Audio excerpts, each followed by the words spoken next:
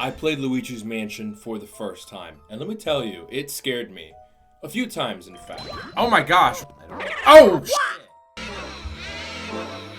Oh no. I had never actually played this game before. I'd heard about it for a long time and have heard great things over the years, but I figured why not give it a shot and finally see where it all began. So sit with me as I tell you the story of how I screamed and died and even raged a few times. No, are you serious? As I tried to beat Luigi's Mansion for the first time. So our story begins with our protagonist Luigi heading up to a spooky mansion. I don't really know why he's here per se, but you know what? Hey, he's bold enough to enter the house. As we get inside, it's spooky. There's thunder and lightning, and look, I know people say Luigi's super afraid, but I wouldn't even have the balls to go inside the house, so props to him. Anyways, we make our way upstairs, and all of a sudden, ghosts start appearing, and that's not fun. But thankfully, a Professor E. Gadd, in his first ever appearance in a Mario game, appears for the first time. And he tries to vacuum up some of the ghosts, but due to his old age, he simply put fails. Luigi and the Professor book it back to his lab, and Luigi explains the situation. So, how did this whole thing happen? Where did these ghosts come from? Why is Luigi at this mansion? Well, apparently, Luigi won a contest he didn't enter. The ghosts tried to trick him and Mario into coming to the mansion, and they got Mario, unfortunately. And Luigi, well, it looks like they were pretty close. EGAD lost a lot of some of his most famous artifacts he's been collecting over his entire lifetime called portrait ghosts, and he wants Luigi to go get them. In return, he'll give him equipment that'll help him do that, as well as save Mario. So kind of a win-win for both of them. He gives Luigi the Poltergust 3000, and look, let's be real, there's gonna be a lot of words like suck, we're gonna have words like blow, and we're not gonna laugh about it, okay? Mario! Mario! But with training out of the way, it's time to go back into the mansion. Right in the beginning, we actually see a Toad who we say hello to, and the room lights up. He's been looking for Mario, and a few of the other guys got lost just as well as this one. I don't know where he was before this, but video game, right? We make it back up to the parlor, but the ghosts don't initially appear. We have to look around the area, and I eventually figure out I'm supposed to blow out these candles, and eventually all the paintings start talking to me, and this kind of creeped me out. Something you'll learn about me really quickly is I suck at dealing with horror, but you'll see in due time. Ghosts start appearing in the room, and we have to suck them up. Once we suck all of them up, the room will be lit, and a treasure chest will appear. This is important because it'll hold the key to the next room. And these next 4 rooms have the same kind of thing. You go from room to room, suck up all the ghosts, get the key, and move on to the next one. Once we get to the wardrobe room, things change a little bit. We actually have a chance to go out to the deck, and we hear this kind of outside theme. It's very somber. There's also a Toad here, so it doesn't feel too unfamiliar. There's someone close nearby. One of the things that you get besides the Poltergust is also the Game Boy Horror. And it was important that I started using it at this point because it would tell you where on the map you need to go with the key that you collected. Each key goes to a specific type of room. Thankfully, you don't have to guess though. It can also be used as a first-person camera, and you can shine at different things to analyze and whatnot. I love this part because he always has something to comment on, and you get a lot more insight into who he is as a person. You would put that in the bathroom? We get access to the left hallway in this second floor, and this has one of the first big elements of the game, the portrait ghosts. Portrait ghosts are kind of like mini bosses, so to speak. They're more like little puzzles room to room. Each one kind of has a different personality. You need to scan them, or the game recommends that you scan them with the Game Boy Horror to kind of get a little bit of an idea for what you need to do. For example, the first one is a little tired. What you need to do is wait for him to yawn, and then his heart appears, and then you can suck him up. They have a much larger health pool, of course, but they're not too hard, especially at the beginning. Later on, they start having a bit more obstacles in the room, but it's still nothing too crazy. The big thing is that you can get different pearls that drop as you collect them, and if you can maintain your suckage, or whatever you want to call it, for as long as you can. Again, I know. We take out the dude with the mustache pretty quickly. Anyways, I make it to the next room where his wife apparently is, and she's doing her makeup. Well, we can actually open the curtain and the wind will blow through. She'll get distracted and get up from her seat, and this is when we can suck her into our vacuum. Again, it's one of those things where I don't want to say it's a game that's too puzzle heavy, But at the same time, you definitely have to sit and think about what you need to do. It's one of the kind of unique things about a first playthrough of this game. And I realize now, going back, it's going to feel a bit different since I kind of know what to do now. But, the next fight was a little creepy. I genuinely did not like the disturbing music that it played before you entered it. The nursery. Oh no, we gotta deal with the baby. Okay, this is Chauncey. Chauncey is actually just chilling in his crib. There's balls hanging around Chauncey's room, and if you hit him with one of them, then he'll get really angry and complain that he's one of the smallest ghosts. So what he does in return is shrink you so that you know how he feels. You get sucked inside his cradle, and it's time to fight. This is an actual boss fight. There's only a few of them in the game, but they are the end area fights, and they tend to be in a different specific room or teleported room. And nothing too crazy, but they definitely do a bit more. You don't just get to suck them up, you have to do something. What you need to do to beat this fight is dodge all the horses, and then once he throws all of his balls, wait for them to drop. Ooh, it was a better way to explain that. Anyways, use the balls, and then you hit him with his balls. Okay, look, I'm trying. Anyways, you take him down, he's not too tough, and we get a bigger, fancier key. We can go down to the first floor where there was a locked door.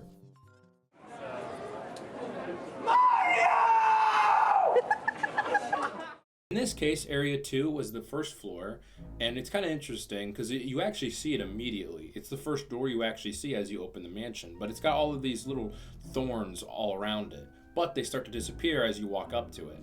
Once you go through it, you get this big hallway, and you get dum, but dum, bum, bum. I love listening to Luigi hum. It's so funny. From here, you got tons of rooms you'll need to explore, but you only can go one by one. I find that kind of interesting because I remember people talking about this game being a lot more open, but yeah, it's a bit more linear than I would have thought. The next portrait ghost that I found was these two dancers. The room starts spinning as they as well spin, and I thought you had to walk and run on the stage while it's spinning, but no, you just wait for them to take a bow. I didn't even realize that and kind of just got lucky. The next room, you have to pull a switch, which will actually open the room to make it a lot bigger. And then there's this danger sign that says do not press, which of course we gotta press it, it's a button. Well, it was a mistake because all the boos get out, including King Boo, and they're all scattered throughout the mansion. This starts this other half of the game, what you're doing. Besides collecting portrait ghosts and trying to make it closer and closer to Mario, you are also trying to suck up boos. Boos go to dark rooms. Now, you can light them up, and when you do, they'll have to scatter into one of the drawers, a chest, under a table. What you do from there with a new tool you've got from EGAD is scan the room with your little boo tracker, and when it flashes red near something, examine it, and the boo will come out. It's always fun to see all the different nicknames of the boos. Seriously, it's actually probably my favorite part of sucking up boos, because, there's not much to do. You don't have to shine your light on them or anything, you just kind of slowly suck them up. I don't really have a problem with them now, but remember that for later on. I returned to some of the previous areas we've been to actually to suck up a lot of the boos, and I actually get up to 8 of them, since they're actually scattered in a lot of the areas we've already explored, as well as some of the new ones. From here, I'll just suck them up as I go from room to room. For a while, though I do eventually stop for certain reasons. After we suck up 5 of the boos, EGAD asks us to check the washroom, where there's a toad that dropped something in the toilet and flushed it or didn't flush it. Well, thankfully it was not what we thought, and it was just a key. Unless he ate the key. Oh gosh! This unlocks the fortune teller room and the mirror room, which is right next to it. The fortune teller room is interesting because one of the portrait ghosts is in it. But unlike a lot of other ghosts, she's a bit more friendly.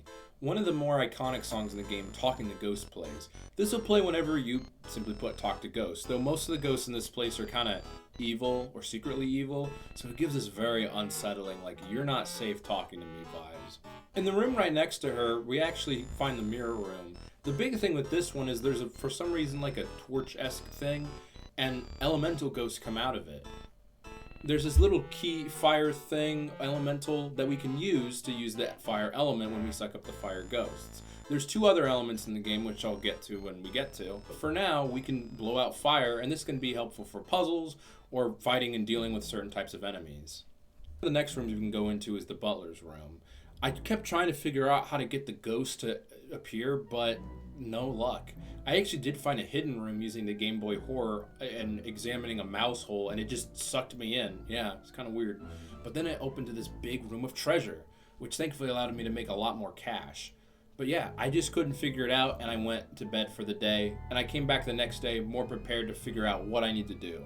Well, it turns out you need to get the butler in the room. He's out in the hallway just kind of hanging around. With the fire element we just got, we can actually light the candlestick he's holding. I don't know why he's holding it, because he's scared of fire, and he freaks out. And man, this guy looks ugly. Seriously, even though he wasn't attacking me or anything, I just, give me the willies. But he gets back into his room and just does his thing or whatever. But anyways, we catch him and we move on to the next room, which was a lot more lovely. It was a music room. You can examine all the different instruments, and they actually play the Mario tune. And it felt really nice, and it actually got the ghost lady to appear. It was actually really cool because she asked me about a piece she was playing, which was the Mario underwater theme. And of course I knew it because I don't touch grass.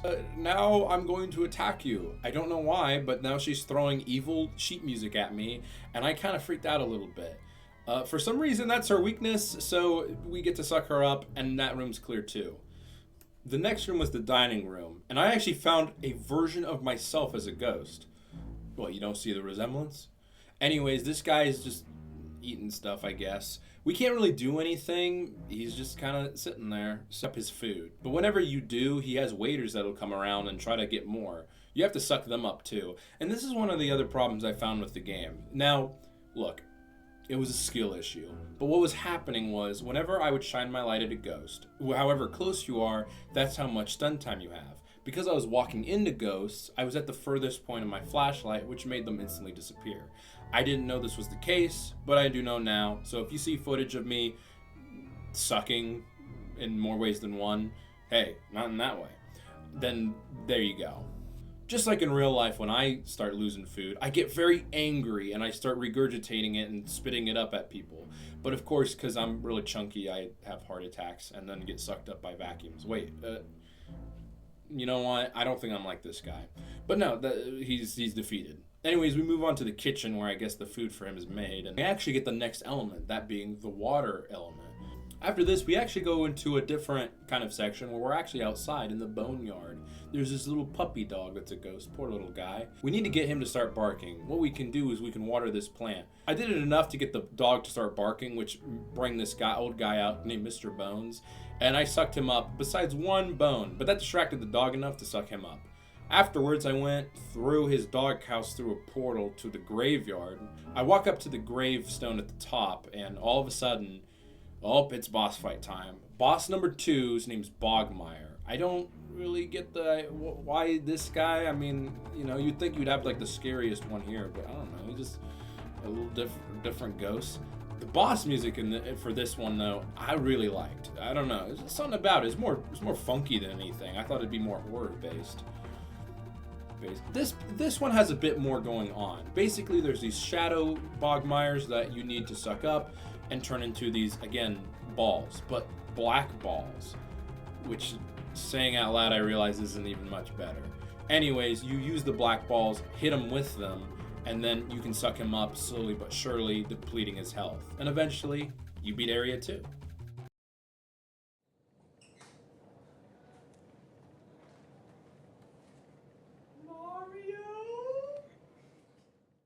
The next area is the courtyard. It's in the back of the mansion, and you can find a toad on the pooper for some reason. And for some reason, when I open the door, it does damage. Why do you do that, game? There's this little peek hole that you can look out of. And lo and behold, we can actually see Mario stuck in a painting. He's got captured by King Boo, and we now know what room that he's in. Unfortunately, we can't access it right now, so we're going to have to find a different way down there. And then it was time that I met Arnold. He actually stopped by at this one, or maybe it was Sylvester. Anyways, there's this really big Jack guy, and he's busy with his workout trying to get a pump. Unfortunately, he didn't take enough creatine, so I had to remind him to do it by hitting these punching bags. And he wasn't really happy about it because he was about to set a new PR. Unfortunately for him, I can do more than just 225. Not in real life, though. Again, I don't touch grass. After entering the second floor, we actually get the ice element, the final element in the game. You don't really use it too often, just like the other ones, but as you can imagine, you can freeze water or cool things down, and it's used for a few upcoming bosses and puzzles. From here, our mission changes slightly. We need to get to the third floor, but in able to do that, we need to get a key from Madame Clairvoyant. Remember the fortune teller lady? Well, those items are specifically the items Mario has lost. We've actually gotten a few so far, but here we have to collect 3 more in order to progress. There's some that are in Portrait Ghost Room, for example, this Nana that you shoot with yarn.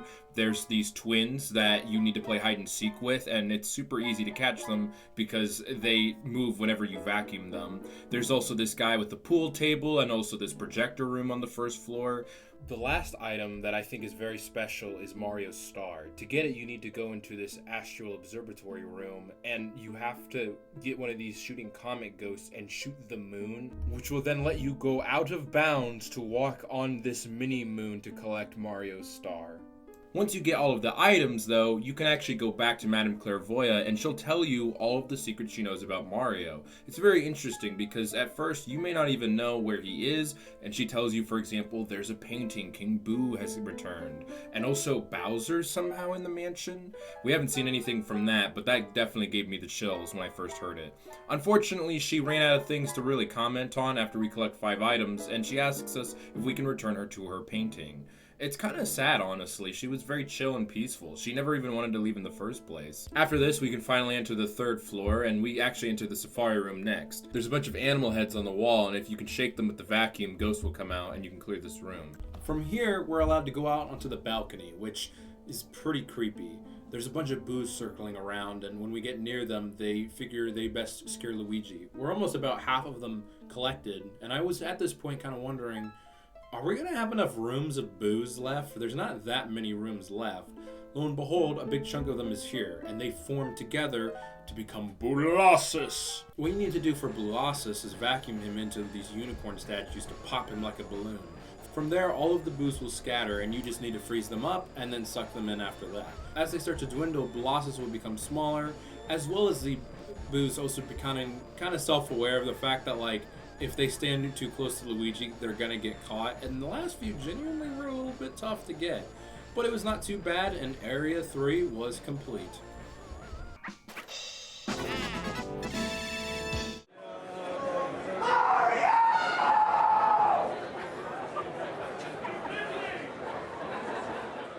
Now that we're in the final stretch of the game, we try to go to the other side of the balcony, but lightning strikes and it causes a blackout. This means any previous rooms that have been lit are now dark, and ghosts will now reappear in them, and especially harder ones now. It's kind of a race now to the cellar to try to turn the power back on. However, while there is a blackout, there is a portrait ghost that will not appear anywhere else. It's a ghost called Uncle Grimely. EGAD tells us we need to go to a room with mirrors, and originally I go to the mirror room, but actually he's in the wardrobe room.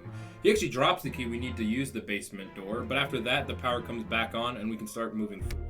We actually don't have that many rooms left. We go into the telephone room, which the whole gimmick is that there's telephones in it. Arguably the hardest portrait ghosts appear in this next room, the Clockwork Soldiers. They all try to attack you at once, and thankfully on my second attempt I was able to get one of them before the other 2 really woke up, I suppose, and it let me take them out more one by one rather than having to deal with all 3 at once. After you defeat them, you actually get a chance to go up onto the roof, collect a key, and also go into a secret room, which also has different treasure. There's no other way to get into this room, and actually to leave, you have to aim your camera at the mirror in the room, and it'll actually take you back to the main entrance. In fact, any mirror in the game will do this, so if you ever want a fast travel system, quote unquote, this is your best choice. We also get access to the armory and ceramics room. The ceramics room has this guy named Jarvis that heads in these little jars, and he tries to play a game with us that if we can freeze him 7 times, then he'll give us a reward. He gets really mad when we win, but I sucked him up before he could get even 1 attack in. Around this point in the game, I also had to change up my boo hunting strategies because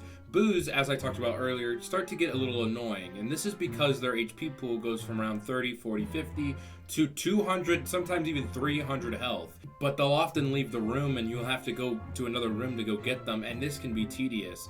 And this doesn't include the fact if they go into a room you haven't unlocked yet, you're not seeing that boo until you unlock that room. And this happened to me on the 3rd floor a few times. At this point in the game, I had to stop hunting for boos, clear the area, and then get the boo. And even then, it was still so long and annoying. And I know I'm not alone in saying this, because almost everyone I know that really likes this game does not like this aspect. But thankfully, there was only around 5 or 6 left. There's a few more rooms in the basement, like the pipe room, which you freeze the poisonous water to get across to turn a pipe to let the valve lock the water from falling, and you get a key from that chest that lets you go to the ice room, where you'll fight a guy that, you know, since he's stuck in ice, you use fire, let him out of the ice. He did not want to be, so he gets mad, and then use more fire, I guess, and you take him out. Again, some of these late game ghost portraits aren't that interesting, so I'm kind of skimming over them. Though the final one, as well as the room with the final boo, is on the 3rd floor. Again, was having to switch between the floors. Vincent Van Gogh is our final portrait ghost, and he's kind of interesting because his fight is a bit different. See, he's got these paintings all throughout the room, and it's got all the basic enemies you see throughout the game. The lore, from what I understand, is that these paintings he made are the reason these ghosts are all throughout the mansion, as they're coming from the paintings themselves. You need to take out each enemy one by one in waves, and once you defeat all of them, you'll be able to suck up Vincent himself, and that's all the ghost portraits, and that's all of the boos done. There's only one big boo to finish off, and it's the final boss himself, King Boo. King Boo laughs at us, suggesting that Mario needs a little companion painting, which is going to be us, and he sucks us into the Mario painting, not being no longer Mario, but Bowser. And as we go to what looks like the roof of the mansion, Bowser crashes down, shaking his head and ready to fight. I know some people don't like the idea that Bowser was like put in the game and it's kind of a cop-out, but I think it's genius because this is an enemy Luigi knows, he's scared of, and I think this fight's genuinely probably one of the creepiest. Okay, how does it work? So basically, Bowser will breathe fire, he'll also try to suck you in, but the big thing is, again, balls. It's balls. Anyways, he throws these spiky balls at you, and then you need to suck them up. He'll run at you if you try to get one of them, which is kind of scary, but what you'll need to do is aim it at his head, and his head will fly off. See, it wasn't Bowser, it was just a costume for King Boo. After this, you get a chance to suck up King Boo and get some of his hit points down, and Bowser's head starts breathing ice at you, and it's so creepy. And then King Boo goes back into the Bowser suit, and Bowser puts it back on, ready to do another wave. Towards the end of the fight, you kind of get this sense that he's losing control. He's having used his suit, it's not really working for him, and especially so that's the case because in the second half of the fight, often when he puts the suit back on, the head will be on the wrong way, which will cause him to start running around freaking out. But eventually, we beat the boss, and we get Mario as a painting and bring him to EGAD. Throughout the game, you can collect money and different goodies and secrets. It's very optional, but at the end of each area, EGAD will let you look at what kind of ghosts you've captured, as well as how much money you've collected. It actually, in fact, changes the ending. In this case, I got ending C, or rank C, which is the 3rd best. I'm honestly pretty proud of this, because I didn't really try to go that far out of my way. And plus, dude, I'd live in that thing. That's better than the place I live in now. With that, Mario is saved. Luigi laughs with tears in his eyes, happy to see his brother again. And the credits roll. Honestly, I really enjoyed this game, and I see what all the hype was about.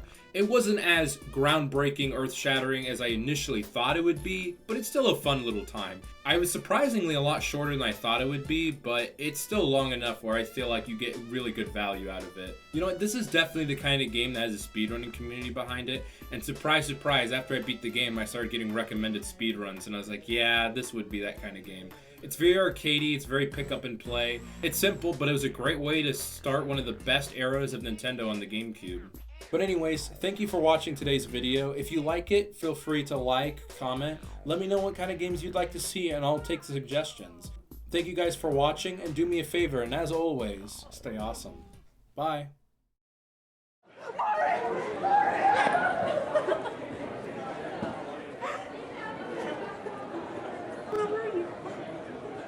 Around?